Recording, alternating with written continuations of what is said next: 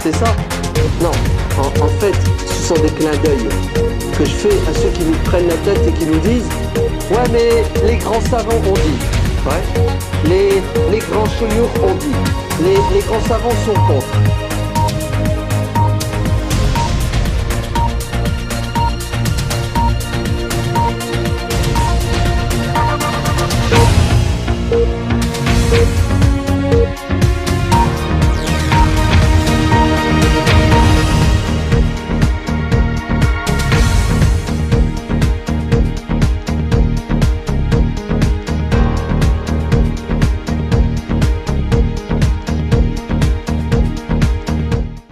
أعوذ بالله من الشيطان الرجيم أعوذ بالله من الشيطان الرجيم بسم الله الرحمن الرحيم والصلاة والسلام على سيدنا محمد وعلى آله وصحبه أجمعين والسلام عليكم ورحمة الله وبركاته frères et sœurs.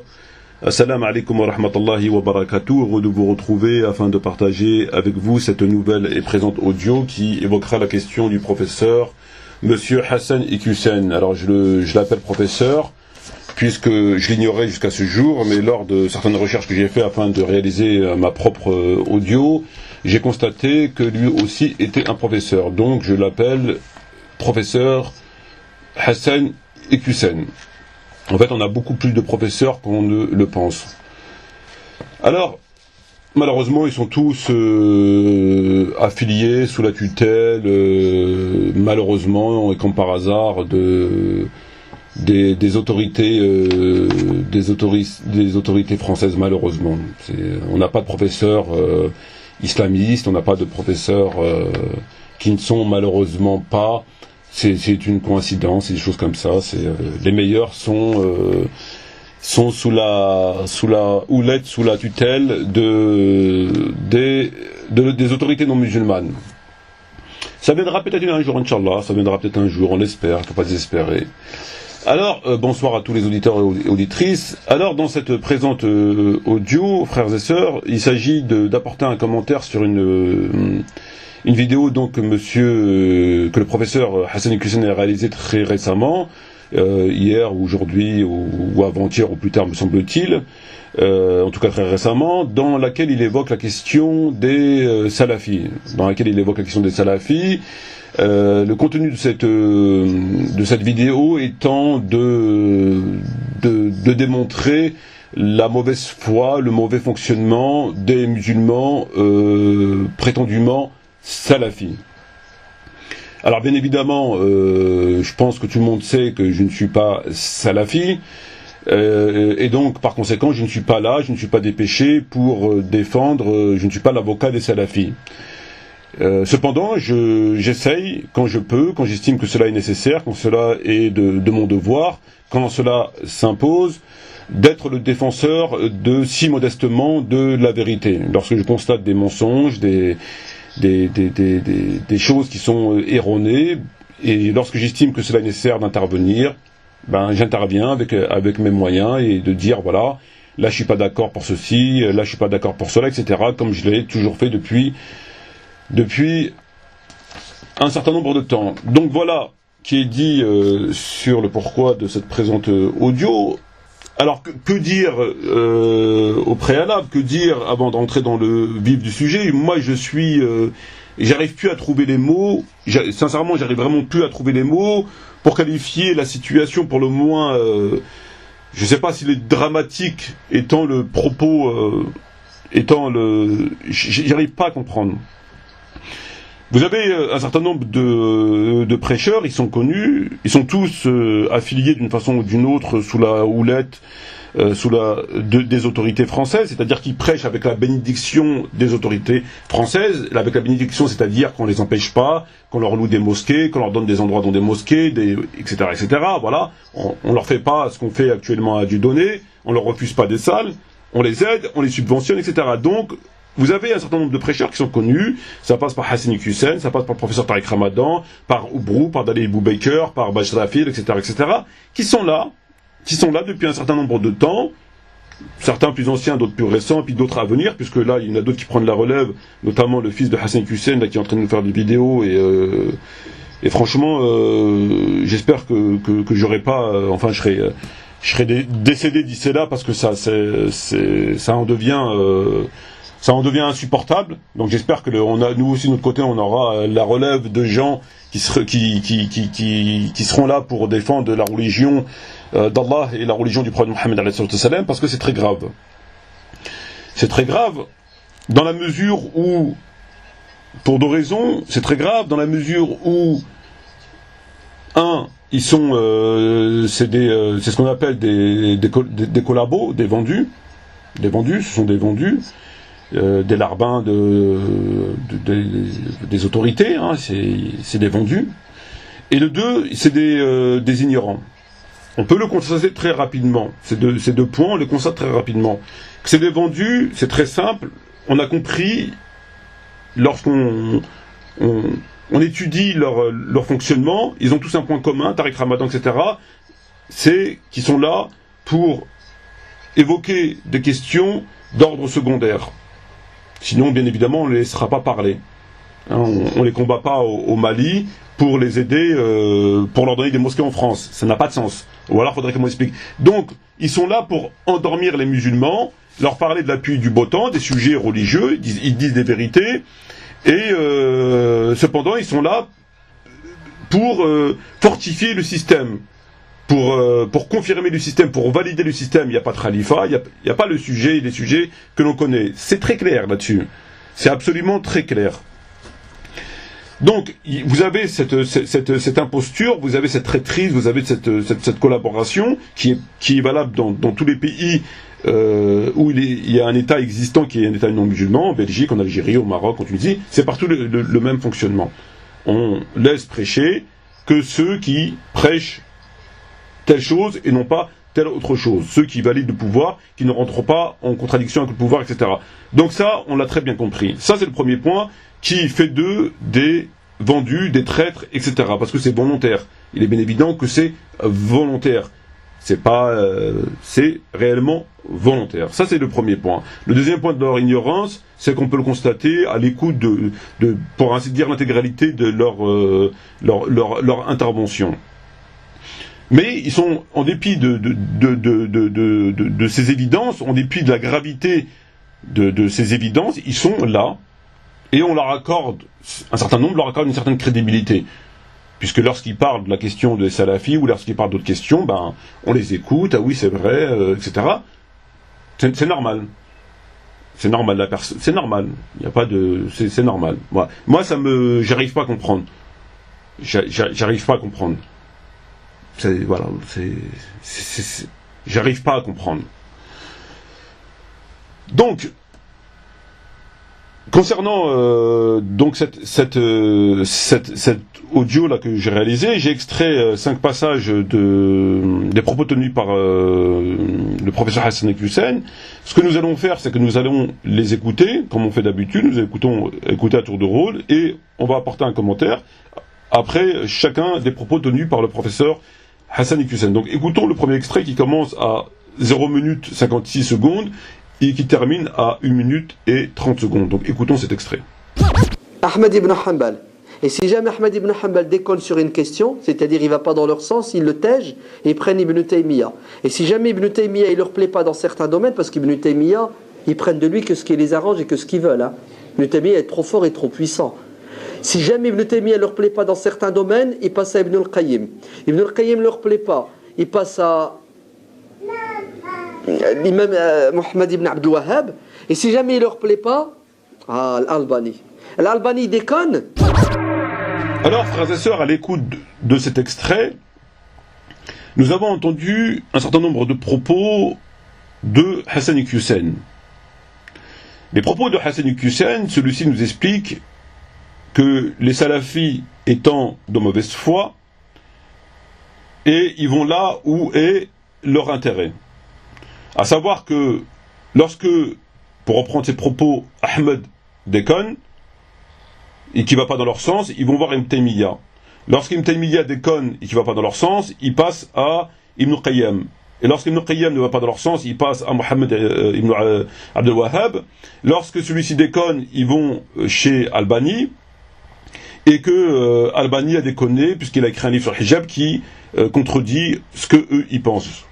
Donc, à travers les propos qu'il tient, Hassani Hussein nous explique que les salafis, puisqu'il parle des salafis, vont là où est leur intérêt. Ils ne suivent pas la vérité, ils vont là où va leur intérêt. Alors, ce propos est mensonger. Il est mensonger pour la simple et bonne raison que Hassan et Hussein généralisent dans un premier temps, il extrapole la question, puisque effectivement il y en a qui ont ce comportement, mais c'est valable partout. C'est pas valable que dans le domaine chez les salafis, c'est valable dans toutes, entre guillemets, les sectes de l'islam et en dehors de l'islam. Les gens ont toujours tendance à aller vers celui où ils ont leur intérêt. Malheureusement, c'est une des caractéristiques de l'être humain. C'est un des défauts de l'être humain. Donc c'est pas forcément, ça ne concerne pas particulièrement la religion et moins encore les salafis. C'est pas spécifique aux salafis, c'est aussi spécifique pour en ce qui le concerne lui, puisque lui il est carrément à l'opposé.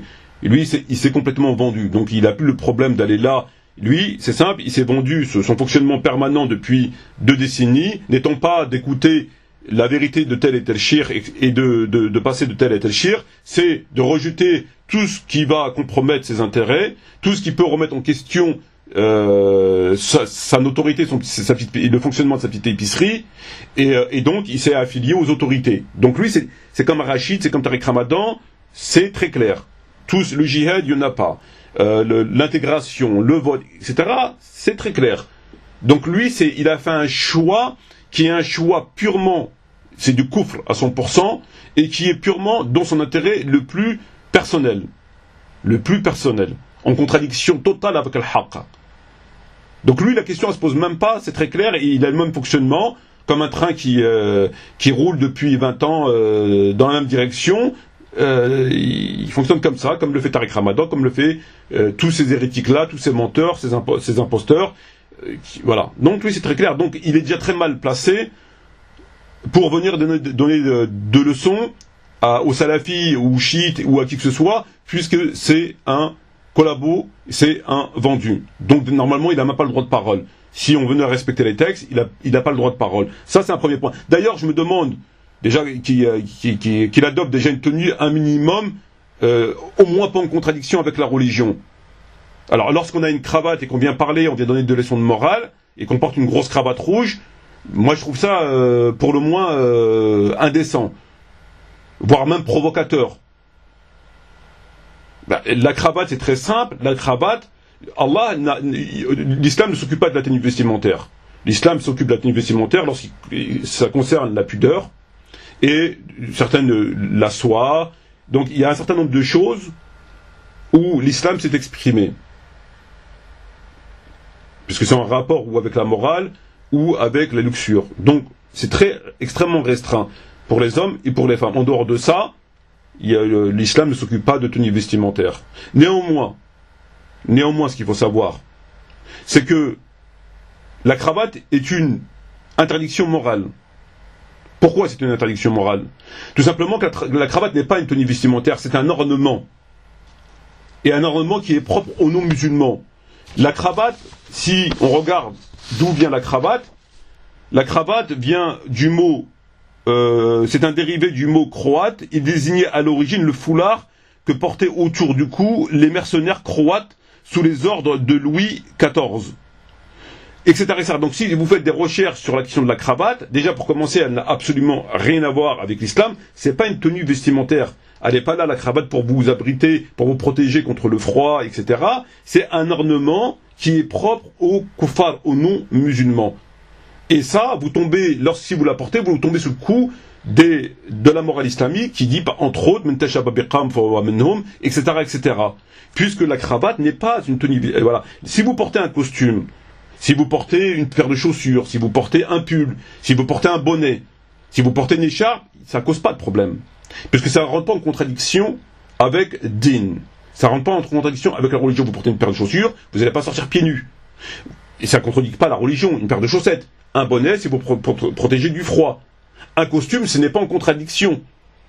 Le costume n'est pas en contradiction avec la moralité de l'islam. Même si c'est pas un habit que, à l'époque, bien évidemment, il portait, cependant, il n'est pas en contradiction avec la morale. Ça rentre pas en contradiction. Alors que la cravate rentre en contradiction, puisque c'est pas une tenue vestimentaire.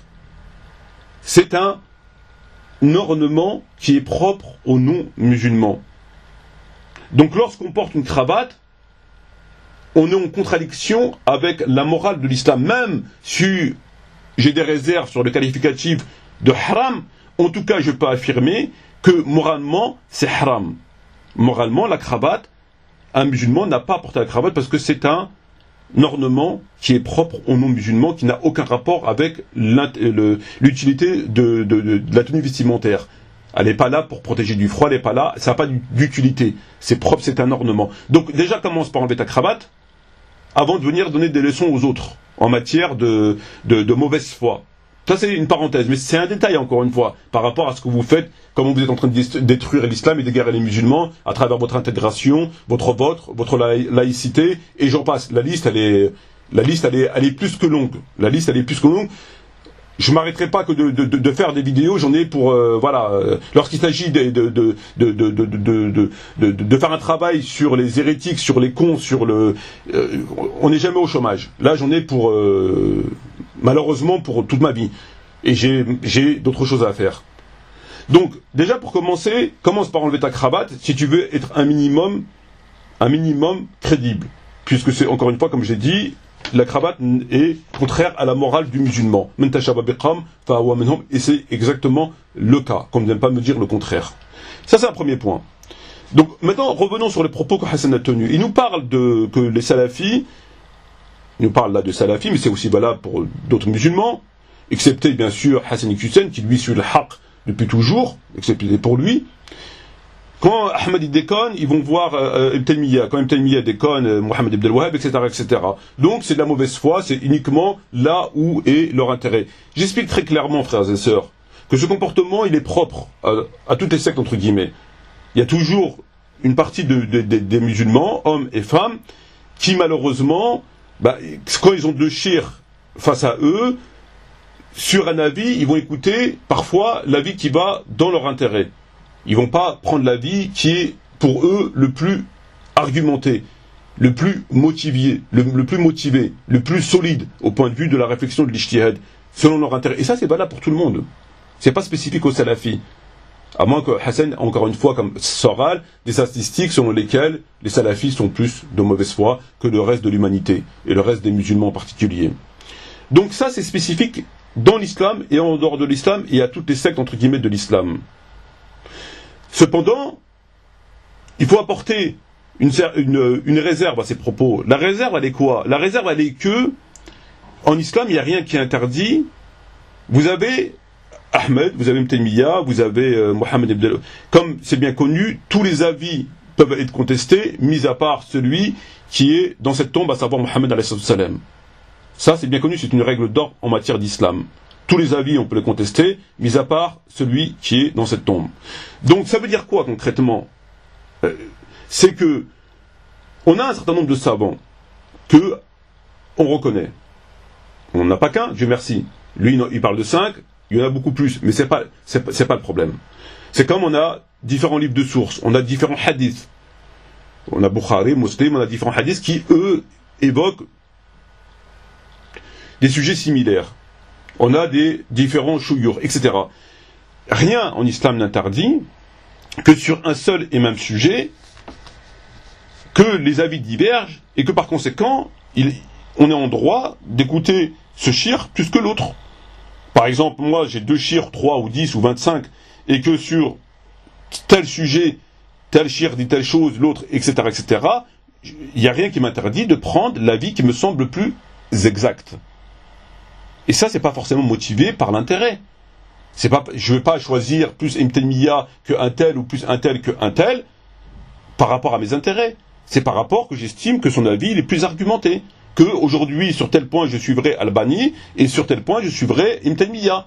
Ou pour les chiites, c'est pareil, c'est aussi valable pour les chiites, c'est valable pour tout le monde. Donc sur des sujets, on peut et on les suit selon l'argumentation. et non pas selon nos intérêts. Et il est vrai que malheureusement, la mauvaise foi est propre, et une des caractéristiques de l'être humain. C'est valable dans l'islam, en dehors de l'islam, et dans les autres peuples, dans les autres religions et dans les autres nations, que certains suivent selon leur intérêt et non pas selon le haqq. Mais lorsque Hassan Hussein vient vous faire une généralité en vous disant les salafis, ils suivent, quand Ahmed déconne, ils suivent même, c'est pas vrai. C'est vrai dans la mesure où, comme je viens de l'expliquer, mais c'est pas vrai dans le sens où lui, de la façon comment il explique, parce qu'il fait une généralité, il extrapole. Et ça, il fait de la calomnie. Il fait de la calomnie parce que je ne doute pas que chez les salafis, il y a des gens, des frères de bonne intention, sincères, et qui suivent selon l'argumentation de tel et tel shir, et non pas selon leur intérêt. Donc là, ce qu'il dit là, c'est vrai dans la mesure où c'est existant, et c'est valable comme je viens d'expliquer, mais c'est faux, puisqu'ils n'ont fait une généralité. Et donc il met tout le monde dans ses propos, quand on l'entend, il met tout le monde dans le même sac. Et là, il fait de la calomnie, et c'est faux. Et encore une fois, il est très mal placé pour donner des leçons. Bref. À présent, nous allons écouter le deuxième extrait qui commence à 2 minutes 21 secondes et qui termine à 2 minutes 51 secondes. Écoutons le deuxième extrait. Et Fawzan, écoutez bien, vous savez ce qu'il leur a dit? Il leur a dit, pour vous les musulmans en Occident, il faut voter. Il faut choisir vos dirigeants. Si vous avez 2 pourris, vous choisissez le moins pourri. Si vous avez un qui est bon, un qui est pourri, vous choisissez celui qui est bon. C'est-à-dire ce qu'on dit depuis 20 ans. Soyez français, soyez citoyens, votez. Il nous dit que c'était haram, c'était du shirk, c'était du kufr. Vous entendez, hein? Maintenant, le shirk dit, non, c'est bon. Alors, nous avons écouté le deuxième extrait qui commence à 2 minutes 21 secondes et qui termine à 2 minutes 51 secondes, dans lequel le professeur Hassan Hussein nous explique que le Fawzan avait dit aux musulmans d'Occident qu'il fallait voter pour choisir leurs dirigeants. Votez, soyez français. Et que lorsque Hassan tient ces propos-là, on les taxe de faire du shirk et de commettre des actes de kufr. Donc il nous explique que Fawzan avait dit aux musulmans d'Occident qu'il fallait voter pour choisir le moins pire des dirigeants, voilà, le dirigeant qui était plus conforme à la religion, et qu'il fallait voter, soyez français, etc. C'est ce qu'il nous explique Hassan. Alors, il nous explique que lorsque Fawzan le dit, ça passe très bien, mais que lorsque eux le disent en France, donc entre autres Hassan Hussein, ça passe très mal. Là encore une fois, on est dans le mensonge. Là encore une fois, on est dans le mensonge. Déjà pour commencer, lorsqu'il parle de Fawzan, et qu'il dit que Fawzan a dit aux musulmans de voter, il précise pas si Fawzan parle de voter en ce qui concerne les dirigeants musulmans, c'est-à-dire les associations, les organisations en interne. Ça n'a rien à voir avec le vote national, les élections présidentielles françaises, etc. Donc là, il nous dit que Fawzan a dit qu'il fallait voter, que les musulmans devaient choisir leurs dirigeants. Mais on ne sait pas, on n'a pas la précision, nous n'avons pas la preuve qu'il s'agit d'un vote en rapport avec le gouvernement français, les représentants de l'État français, ou en interne, qui concerne les musulmans. On ne sait pas. Alors là, j'avais donc un doute, j'avais l'intention de faire des petites recherches. Et en fait, il y a une sœur, donc j'en profite pour lui passer le salam, donc Sana, qui a elle-même fait de son côté des... Et elle a posté une vidéo dans laquelle on entend Fawzan qualifier de shirk, de mécréance, le fait de voter. Alors, ce qu'on va faire, c'est qu'on va écouter cette audio qui commence à 14 secondes et qui termine à 2 minutes 23, et on se retrouve ensuite pour la commenter. Donc écoutons les propos de Fawzan. Sallallahu alaykum, يقول تعيش أقليات مسلمة في بعض البلاد الكافرة فما حكم انتخابهم للرؤساء في هذه البلاد؟ هؤلاء يدرؤون عن أنفسهم. أولا لا يجوز لهم الإقامة في بلاد الكفر تحت سلطان الكفار إلا للضرورة، بقدر الضرورة. إلا المستضعفين من الرجال والنساء والولدان لا يستطيعون حيلة ولا يهتدون سبيلا، فأولئك عسى الله أن يعفو عنهم، يقيمون بقدر الضرورة، لكن لا يدخلون في مسائل الحكم الانتخابات والأشياء هذه لا يدخلون في هذا. نعم. أحسن الله إليكم. لأنهم يختارون كافرا. نعم. إن الذين توفاهم الملائكة ظالمي أنفسهم قالوا فيم كنتم قالوا كنا مستضعفين في الأرض قالوا ألم تكن أرض الله واسعة فتهاجروا فيها فأولئك مأواهم جهنم وساءت مصيرا إلا المستضعفين من الرجال والنساء والولدان لا يستطيعون حيلة ولا يهتدون سبيلا فأولئك عسى الله أن يعفو عنهم وكان الله عفوا غفورا. Frères et sœurs, lorsqu'on écoute les propos de Fawzan, nous avons entendu très clairement que Fawzan qualifie le fait de voter de mécréance. C'est très clair, vous avez pu le constater. Donc, déjà, Hassan, lorsqu'il nous dit que Fawzan a dit qu'il fallait voter, vraisemblablement c'est faux, puisque nous avons la preuve devant les yeux que Fawzan considère que c'est de la mécréance. Donc il tient des propos mensongers. Alors peut-être qu'il s'est trompé de Fawzan, c'est possible, il y a beaucoup de Fawzan comme il y a beaucoup de Jean-Pierre, et je veux bien, mais néanmoins, il lui appartenait de faire, dans le souci de pas dire tout et n'importe quoi, même si c'est pas... En réalité, lorsqu'on connaît leur position, ils n'ont que faire de la vérité. Donc ça ne m'étonne pas. Quoi qu'il en soit, Fawzan n'a pas dit ça. Donc il attribue des propos à Fawzan qui sont mensongers. C'est un fait, vous l'avez devant vous. Et ensuite, il fait un parallèle entre des prétendus propos de Fawzan en disant que Fawzan a dit aux musulmans qu'il fallait voter et choisir leurs dirigeants. Comme j'ai dit, on ne sait pas s'il parle des dirigeants français au niveau national ou au niveau de la communauté musulmane. Et après il dit, et là ça vient de lui, il dit soyez français, votez, soyez français, etc. Fawzan il n'a pas été jusque là, jusqu'à preuve du contraire.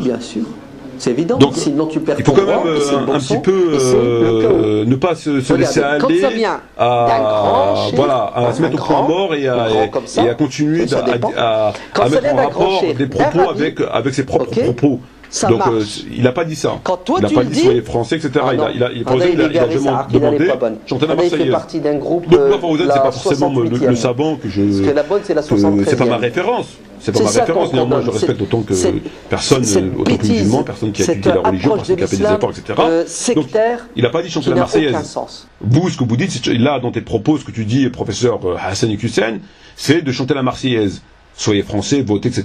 Et puis on a pu le constater à travers maintes et maintes propos que tu as tenus ici et là. Le musulman doit chanter la Marseillaise. Il doit à la limite avoir le drapeau bleu, blanc, rouge chez lui, le portrait du président, il le changeait à chaque fois que c'est un nouveau président, et chanter la Marseillaise. Voilà, t'en es là. Donc ça, il faut pas non plus faire dire à travers des propos que tu attribues à Fawzan ce qu'il n'a jamais dit. Donc déjà, il n'a pas dit de voter, puisque nous avons la preuve que Fawzan n'a jamais dit ça. De deux, tu n'apportes aucune preuve qu'il s'agit bien de vote national et non pas de vote dans la communauté musulmane. Et puis en plus, arrête-toi là, arrête de dire qu'il a demandé de chanter la Marseillaise, parce que à t'écouter, c'est ce que tu veux faire comprendre. Voilà pour ce passage. À présent, écoutons le troisième passage qui commence à 2 minutes 52 secondes et qui termine à 3 minutes et 41 secondes. Écoutons le troisième passage. Wallah, j'étais une fois dans une mosquée, il y a un mec qui me pose une question. Est-ce que j'ai le droit d'aller au tribunal, de porter plainte contre mon frère musulman qui m'a fait une crasse pour avoir gain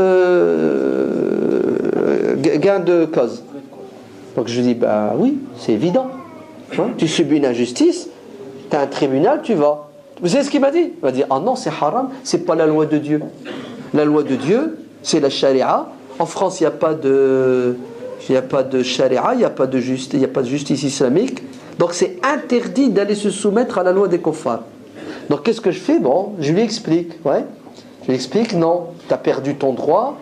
Ton droit, tu vas le récupérer de cette manière. Oui, mais des kuffars. Bon, à la fin, il m'a pris la tête. Je lui ai dit, bon, allez, arrête ton truc. À l'écoute de ce troisième passage, frères et sœurs, nous avons entendu le professeur Hassani Hussein nous dire, Wallah, j'étais dans une mosquée et il parlait avec un frère et le frère lui demandait est-ce qu'il peut porter plainte contre un autre frère qui lui avait fait une crasse. Hassan, il lui dit oui, il était choqué Hassan par ses propos. Et donc il le regarde comme ça, comme s'il lui avait tenu des propos choquants. Il lui dit oui. Évidemment, tu peux porter plainte contre un frère qui t'a fait une crasse. Et puis finalement l'autre, il lui parle charia, etc. Et puis Hassan, il s'énerve, il dit il m'a pris la tête. Je lui dis arrête, c'est bon, arrête avec ton truc. Voilà ce que nous dit Hassan. Alors, que pouvons-nous dire à l'écoute de ce passage? J'estime que le frère était dans le vrai. Le frère qui s'interrogeait était dans le vrai. Pourquoi il était dans le vrai? Même si nous sommes en France et que nous sommes contraints de faire des démarches, d'avoir recours à des tribunaux, etc., on est contraint, on n'a pas le choix, c'est un fait. Il n'y a absolument aucun problème là-dessus, on ne peut pas l'éviter. Cependant, il faut faire la différence entre cela et la situation évoquée par Hassani Hussein. Ça veut dire quoi concrètement? Ça veut tout simplement dire que le frère qui s'interrogeait par rapport au fait de savoir s'il pouvait porter plainte à l'encontre d'un autre frère, et que pour lui ça ne se faisait pas parce qu'il ne jugeait pas selon la sharia, alors que Hassan, lui c'était évident, etc., il a raison. Puisque on a un litige, le frère est peut-être une victime, il a subi un préjudice, ou autre. Donc il y a un litige qui l'oppose avec un autre frère. Il s'interroge s'il peut aller porter plainte. Est-ce que c'est conforme à l'islam? Il a tout à fait raison. Il a tout à fait raison. Pourquoi? Puisque la décision de justice qui sera rendue ne sera pas rendue à la lumière du Coran et de la Sunna. Ça veut dire quoi concrètement? Ça veut dire qu'il se peut que, à soi, au regard des textes religieux, islamiques, Coran, Sunna, injuste, au regard de ces textes-là. Alors, elle peut l'être dans un sens comme dans l'autre. On ne sait pas. Ça peut être dans la gravité comme dans la non-gravité. C'est pas la question. En tout cas, un litige qui est réglé, qui est jugé par un tribunal qui juge d'après le code pénal français et non pas d'après le Coran et la Sunna, n'aura pas forcément la même décision, le même verdict. En conséquence de quoi, le frère a raison de se dire, peut-être que la décision va être injuste au regard de l'islam. Et donc j'aurais quelque part porté préjudice au frère. Donc l'interrogation du frère, elle est fondée et elle est légitime. Elle est tout à fait légitime, parce qu'il ne veut pas que ce soit une décision qui porte préjudice au frère. Admettons qu'il soit condamné à une trop lourde amende, admettons qu'il soit condamné à des choses qui ne sont pas dans la religion. Voilà, donc on sait très bien qu'on n'a pas les mêmes lois, même si on a beaucoup de crimes qui sont identiques, etc., en matière, mais c'est pas le même code. Donc l'interrogation, pour finir sur cette question, elle est tout à fait légitime du frère. Et lorsque Hassan lui dit, mais il en est la bouche ouverte, il le regarde comme s'il lui avait dit qu'il y avait deux soleils ou que je sais pas trop quoi, il est choqué, et puis en plus il se permet de lui dire, arrête de me prendre la tête et casse-toi. Le frère avait raison. Donc il faut faire la distinction entre le fait que notre situation en France nous contraint, donc là on est sous la contrainte, et on sait que la contrainte en islam lève l'interdit. C'est une règle fondamentale d'or en islam. Donc il faut distinguer la situation de contrainte qui fait que nous faisons des choses par contrainte qui sont contraires à notre religion, et le fait qu'on peut éviter des choses, au nom de ne pas tomber dans le péché. On peut les éviter et les régler autrement. Et là, le frère, il est dans ce cas-là. Il a un litige avec un autre frère. Il se demande si, pour régler son problème, il a recours à un tribunal, ce qui est légitime parce qu'il a peur que la décision risque fortement d'être contraire à une décision qui aurait été rendue par le prophète ou par un tribunal islamique. Donc sa position est tout à fait légitime. Elle est un petit peu, je veux dire, voilà. On est en France et puis on se demande si on doit avoir recours. Ça fait un petit peu, c'est comme si on parlait de. Bien sûr que ça, quelque part, ça fait drôle. Mais malheureusement, la situation elle est comme ça. Donc, la position des frères était tout à fait exacte, sa démarche était tout à fait justifiée, son interrogation est tout à fait justifiée, celle de Hassan Iqiyoussen était complètement à côté de la plaque. Me concernant, c'est très clair. Passons à présent au 4e passage qui commence à la minute 3:41 secondes et qui termine à la minute 4:38 secondes. Donc 4e passage. Et wallah, il n'y a pas longtemps, je reçois une traduction d'une réponse qu'a donnée Cheikh Fawzan Hafidahullah. Il a été questionné par un musulman du Canada qui lui dit « Je suis au Canada, est-ce que je peux avoir recours aux tribunaux canadiens pour garantir un droit ?» Cheikh Fawzan lui dit « Oui, bien sûr, c'est évident, sinon tu perds ton droit et c'est le boxon et c'est le chaos. » Regardez, quand ça vient d'un grand cheikh, un grand, ou grand comme ça, ça dépend. Quand ça vient d'un grand cheikh d'Arabie, ok, ça marche. Quand toi tu le dis, ah non, Hada il est garé, sa aqida n'est pas bonne. Hada il fait partie d'un groupe, la 68e. Parce que la bonne c'est la 73e. C'est ça qu'on condamne, cette bêtise, cette approche de l'islam sectaire qui n'a aucun sens. Alors, frères et sœurs, dans ce 4e passage, nous avons entendu le professeur Hassan Iqiyoussen nous dire, et wallah, il n'y a pas longtemps, Fawzan, il a reçu une traduction de propos tenus par Fawzan, donc qu'il a fait traduire, et dans lesquels il y avait un Canadien qui résidait vraisemblablement donc au Canada, qui avait demandé à Fawzan est-ce qu'il pouvait avoir recours à un tribunal pour obtenir son droit.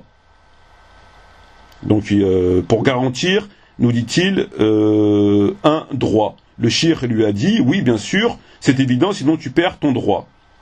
Donc Hassan commente cet échange en nous disant, ben oui, sinon c'est le boxon, etc. Donc il nous dit que quand ça vient des cheikhs d'Arabie, ils acceptent, mais quand ça vient donc de Hassan, de Tariq Ramadan, de Dalil Boubaker, ils n'acceptent pas. Pour eux, c'est des coupes, c'est du shirk, mais Fawzan, il l'accepte.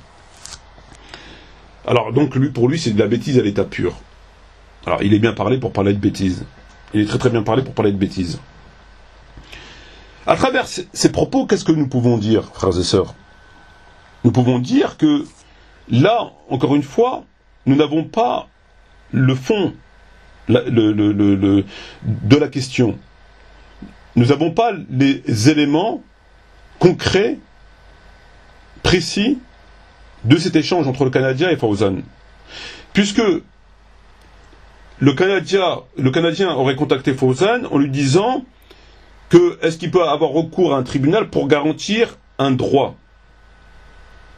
Et que Fawzan lui aurait répondu oui. Ben, évidemment, c'est là tout l'ambiguïté. Si il s'agit de quelqu'un qui a un domicile, ou quelqu'un qui touche, je sais pas, des aides, ou quelqu'un qui a un droit, voilà, c'est son droit, et qu'on veut lui retirer ce droit, on veut lui enlever ce droit pour X ou Y raison, alors il est bien évident que il faut qu'il utilise le recours pour pas qu'on enlève son droit, si c'est son droit. Mais cette situation exposée, quel rapport a-t-elle avec le fait d'avoir recours systématiquement dans tous les domaines, le domaine commercial, le domaine pénal, le domaine, etc., des tribunaux non musulmans? Il y a quand même, et c'est le moins que je puisse dire, une nuance entre avoir recours à un tribunal non musulman sous l'effet, sous le poids de la contrainte, et pour une situation qui n'est pas forcément contraire à l'islam, c'est-à-dire un droit qui serait une expulsion, etc., et le fait comme Par contre, le propage Hassan à travers toutes ses audios et vidéos et sa position complètement hérétique, à savoir que le musulman doit, c'est pas qu'il peut, c'est qu'il doit. Au même titre qu'il doit voter, sinon il commet un péché. Au même titre qu'il doit s'intégrer. Au même titre, c'est un devoir. Ça va au-delà de il peut. C'est il doit.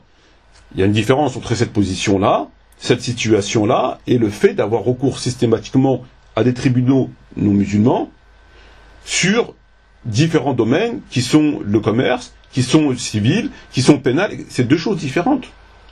Donc là, il faudrait qu'il nous donne davantage d'éléments sur la situation qui a été exposée du Canadien à Fawzan pour savoir de quoi s'agit-il exactement. Il ne nous dit pas.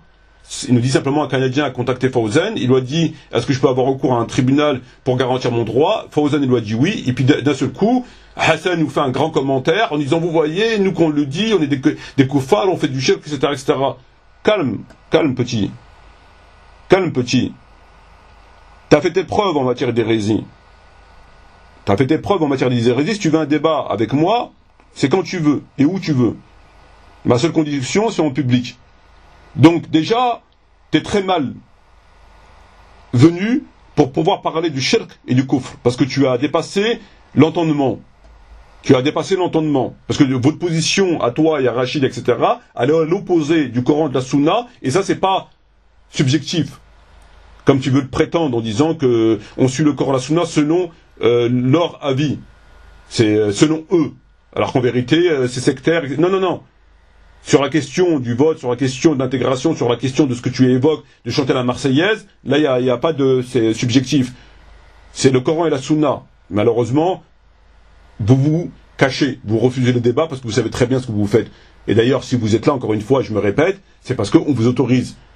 Je veux dire, la France ne combat pas le Mali, les musulmans au Mali, en Afghanistan et à travers le monde pour vous subventionner, vous donner des mosquées, etc. Donc il y a forcément quelque chose qui cloche. Comme on dit, il y a quelque chose dans le pâté. Donc il faut arrêter de prendre les gens pour des cons. Quand vous nous parlez du vote et que vous estimez que le vote c'est pas haram, au nom de la maslaha, c'est pas haram le vote. Et vous nous dites que ceux qui disent que c'est haram, c'est parce que ils ont choisi des savants qui vont dans leur sens, mais que des savants ils disent que c'est pas haram. Il faudrait arrêter à un moment donné de prendre que les gens, parce que ça commence à devenir très agaçant, que de mépriser à ce point les musulmans. La maslaha de quoi? La maslaha, c'est lorsque c'est sous l'effet d'une contrainte, lorsqu'on n'a pas le choix, et dans un contexte bien précis. Le vote. Le fait d'avoir transgressé, le fait de transgresser des obligations et de se retrouver dans une situation de haram, et que vous nous dites, vous choisissez entre le haram, vous vous mettez dans une situation de haram. Et après vous dites la maslaha. Alors que vous vous mettez dans une situation de haram, et vous dites on choisit le moins pire. Mais c'est pas ça la maslaha. La maslaha c'est sous l'effet d'une contrainte. On est face à une situation de choisir entre le décès de la maman et le décès de l'enfant dans son ventre. On choisit ce qui est le plus conforme à l'islam. Parce qu'on est face à une situation de contrainte, on n'a pas le choix. Et c'est deux choses qui nous dérangent. Le décès de la maman nous dérange profondément, et le décès de son bébé nous dérange profondément. Mais à un moment donné, il faut faire un choix. C'est le cas de la maslaha. Mais ce n'est pas d'aller transgresser la parole de Dieu complètement, de se retrouver dans une situation, puis nous dire, oui, non, mais c'est la maslaha. Vous nous dites que c'est le choix du moins pire. Le choix du moins pire de quoi? Comment vous pouvez savoir un candidat qui est moins pire que l'autre? Puisque vous avez voté Hollande par rapport à Sarkozy, vous avez voté en masse par rapport à Hollande. Il est où le choix du moins pire? C'est celui qui tuera le moins de musulmans? C'est ça le choix du moins pire? Alors l'autre il va en tuer 300 000, et l'autre il va en tuer 299 000. Donc c'est celui qui... On va voter pour ceux qui tuent 299 000 musulmans? C'est ça le choix de votre maslaha? C'est la loi du mariage pour tous? C'est ça votre maslaha? C'est comme ça que vous faites les choix? Le moins pire, est-ce que vous êtes dans la capacité de vous savoir c'est quoi qui est moins pire? Vous avez les neurones nécessaires de connaître l'avenir sur ce que fera tel président? S'il tiendra ses promesses, c'est quoi? Vous choisissez par rapport à quoi? Par rapport au prix du pain? Que l'autre il veut l'augmenter, que l'autre il veut le diminuer? Et que par conséquent on va voter pas. C'est quoi votre délire? À l'heure d'aujourd'hui, vous avez voté François Hollande. Vous Tariq Ramadan, qui est un cité qui vote constamment à gauche, hein, il le dit très clairement, même s'il vote pas en France, mais il le fait en Suisse et il incite les musulmans à le faire, surtout lorsqu'il a pris sa raclée avec Nicolas Sarkozy, donc il a voulu se venger, puisqu'il l'a démonté pièce par pièce. Et j'en suis tout à fait, c'est tout à fait juste, hein, il n'y a absolument aucun problème. Il ne l'a pas fait comme on dit à l'envers. Vous avez voté François Hollande. Vous êtes complice de ce que tout fait François Hollande, parce que vous avez voté pour lui. Donc le fait qu'il va tuer des musulmans au Mali, vous avez du sang sur les mains. Ça, vous pouvez le nier? Vous allez me dire non. On a voté, mais pas pour qu'il aille au Mali. Il y a un moment donné, il faut arrêter. Parce que ça devient plus qu'agaçant. Vous avez voté pour le mariage pour tous. Vous avez voté Hollande, il a fait le mariage pour tous. Vous êtes responsable de cela. Vous rendrez des comptes le jour de la résurrection sur cela, parce que vous avez voté pour lui, vous avez aidé à ce qu'il devienne président. Et tout ce qu'il a fait, tout ce qu'il fera, vous êtes associé à cela, que vous le vouliez ou non, parce que vous avez voté pour lui. Vous l'avez porté au pouvoir. Vous l'avez porté au pouvoir. C'est comme le système de l'alcool. Il n'y a pas que celui qui boit que c'est haram. Il y a celui qui le boit, comme le dit le prophète Mohammed sallam, il y a celui qui le fabrique, il y a celui qui le porte, il y a celui qui le stocke, il y a celui qui le vend, il y a celui qui fait la promotion, etc. Ben vous êtes exactement dans le même cas. Sauf que là, il ne s'agit pas du vin, mais il s'agit de crimes contre les musulmans et l'islam. Et vous êtes complices. Et après, vous nous parlez de maslaha. Bref. Donc, on a vu qu'il attribuait à Fawzan des propos, là, sur la question du Canadien. Déjà, Fawzan, il a dit que c'était haram de voter, d'après l'extrait que nous avons vu. Donc, voilà, il est complètement à l'ouest, il est complètement à l'opposé de la vérité. Il attribue des propos à Fawzan qui sont complètement faux. Mais en plus, c'est qu'il nous expose une situation dont on ne sait rien. Il a reçu une traduction qui dit que Fawzan, il a parlé avec un Canadien, le Canadien l'a dit par rapport à mes droits, il le dit bien sûr, c'est tout. Par conséquent, cela signifierait que demain, tous les musulmans doivent chanter la Marseillaise. Ils doivent avoir recours aux tribunaux, sans exception dans tous les domaines, divorce, tout ce qui est contraire à din. Tout ce qui est contraire au din. Ayez recours parce que Fawzan, il a parlé avec un Canadien et il lui a dit ça. Et bien évidemment, les salafis qui ne suivraient pas cet avis sont de mauvaise foi, puisqu'ils autorisent leurs femmes à passer le permis, ils ne les autorisent pas, ils disent que voter c'est haram. Alors que Fawzan, il a autorisé le vote et qu'il interdit aux femmes de conduire. Mais il n'y a absolument aucun rapport. Si ces salafis estiment que la position d'Albanie sur le hijab, étant le hijab et non pas niqab, etc., ils sont tout à fait en droit s'ils s'appuient sur un autre avis. C'est dans le domaine de la divergence. C'est un domaine qui est archi connu. Donc qu'ils le fassent de mauvaise foi ou qu'ils le fassent de bonne foi, parce qu'ils estiment que ça, à la limite, c'est leur problème, ça les regarde. Mais il faut pas extrapoler, il faut pas les mettre tous dans le même sac, il faut pas dire qu'ils suivent tous selon le prix du pain, etc. De toute façon, tu es très mal passé pour parler. Parce que toi, ton choix, il est fait depuis trop longtemps, et tu l'as fait non pas selon le niqab, ou selon les tribunaux, tu l'as fait selon ta petite épicerie. Et vous êtes co-auteur en tout cas au moins complice des crimes que la France commet à l'égard des musulmans et de l'islam, et que vous le voyez ou non, et que de toute façon vous le savez très très bien. Bref, écoutons frères et sœurs le 5e et dernier extrait qui commence à 5 minutes 07 secondes et qui termine à 5 minutes 52 secondes. Donc 5 minutes 07 secondes et 5 minutes 52 secondes. 5e extrait, et à tout de suite. Il faut suivre le Coran et la Sunna. Et si on suit le Coran et la Sunna, on sera tous menteurs.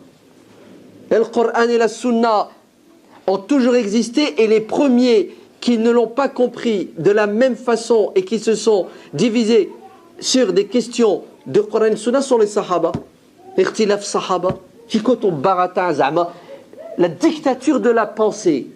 C'est lui qui a le monopole de l'interprétation de la religion. Si jamais tu n'as pas compris la religion comme le Cheikh Atel l'a compris, tu ne suis pas le Coran et la Sunna. Et les Sahaba, on fait quoi avec eux? Et les Tabi'in. Et depuis toujours, nos savants divergent sur 90% des questions.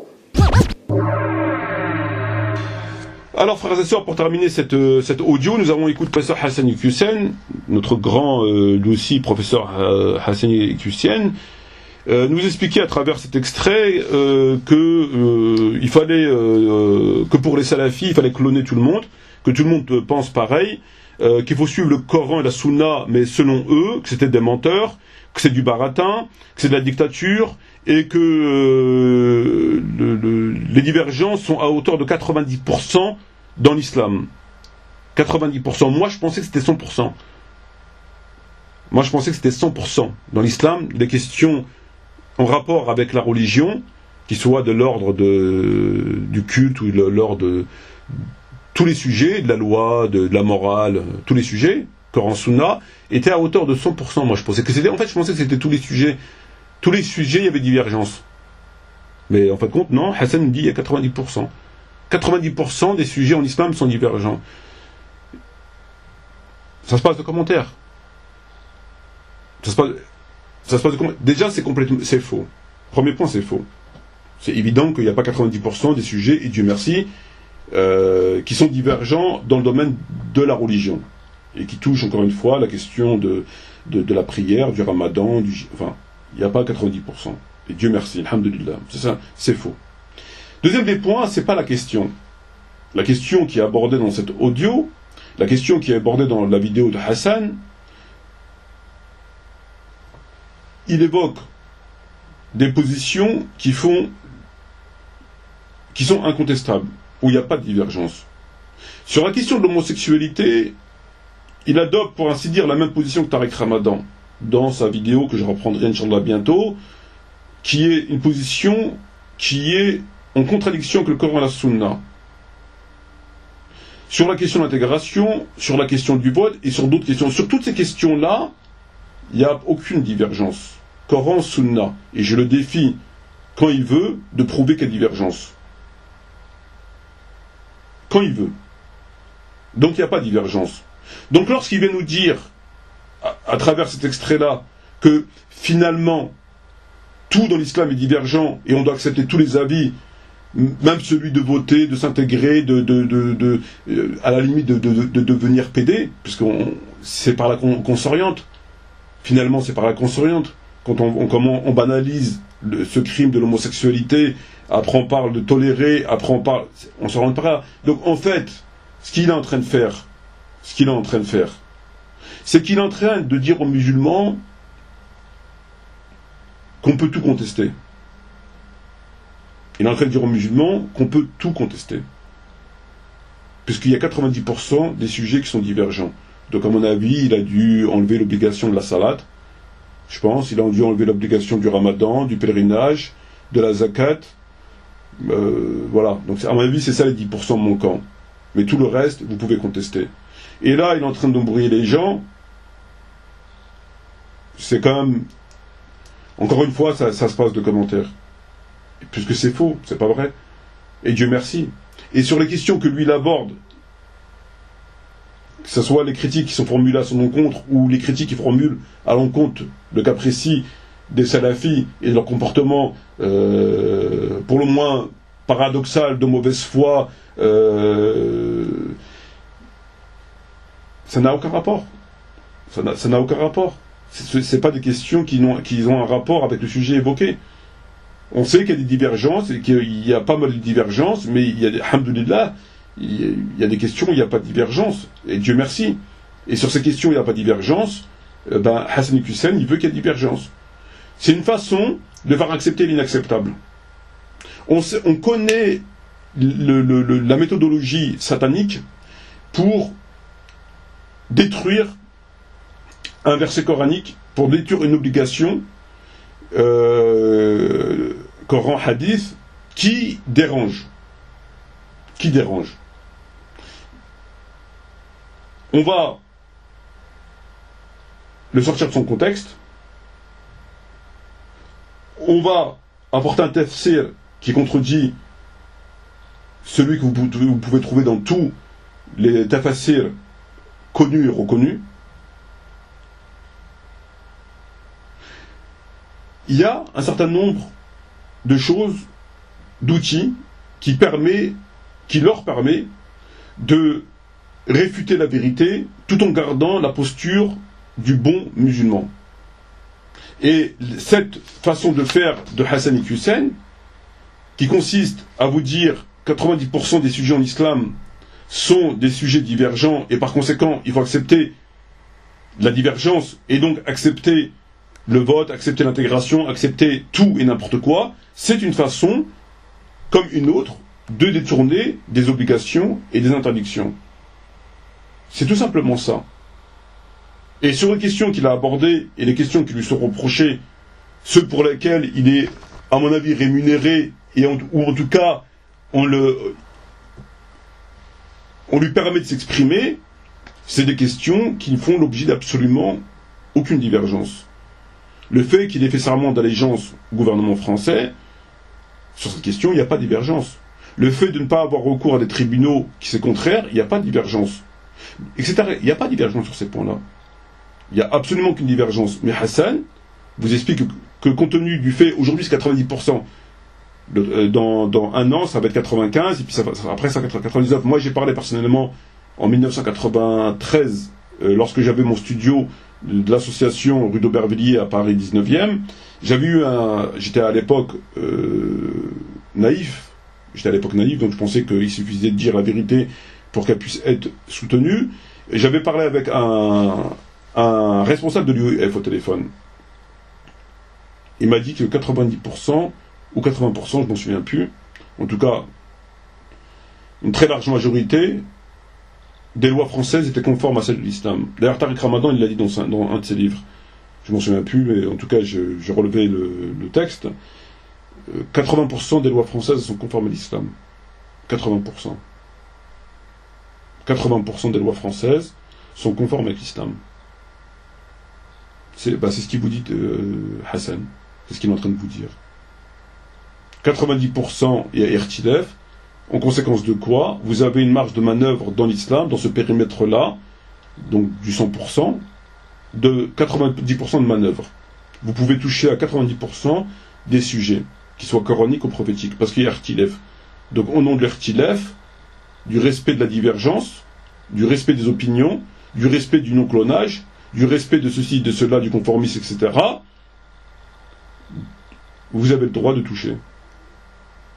Parce que 90%, c'est bien. Donc vous pouvez, vous pouvez tout discuter, on peut tout discuter. On peut pratiquement tout discuter. Sur ce, merci de votre attention, et puis je vous dis shukran jazilan, et j'espère à bientôt, Inch'Allah, pour une prochaine vidéo audio. Et je vous demande j'en profite, j'allais l'oublier, et je vous demande de partager les vidéos, les audios. C'est quand même pas grand chose que de partager, de cliquer. C'est quand même pas grand chose. C'est la moindre des choses que vous puissiez faire. Nous, de notre côté, en ce qui me concerne, j'ai fait un travail considérable et Dieu sait que c'est pas toujours évident de parler avec le mur pendant 1 heure, voire 2 heures, voire des fois 2 heures et demie, de parler avec un mur et d'avoir à commenter ce genre de débilité, parce qu'il faut quand même les commenter, et tout ce qui va à côté, c'est bien, vous écoutez, mais moi je suis pas dieudonné, c'est pas un spectacle. C'est pas un spectacle, on applaudit, puis on a payé son entrée, puis on rentre chez soi. Il s'agit d'un combat, et pour combattre, à moins que vous ne le vouliez pas, après c'est autre chose, mais pour combattre ces gens-là, il faut aider. Il faut nous aider à diffuser, à faire vos propres audios, vidéos, enfin voilà, il faut réagir, il ne faut pas juste regarder, dire c'est vrai, il a raison, et puis voilà, donc faites un minimum d'efforts, Inch'Allah. Inna Allah la yudi'a ajrul muhsinin. Dieu ne fait pas perdre les œuvres des bienfaiteurs. Sur ce, shukran jazilan wa salam alaikum wa rahmatullahi wa barakatuh, et j'espère à bientôt pour une vidéo ou pour une audio.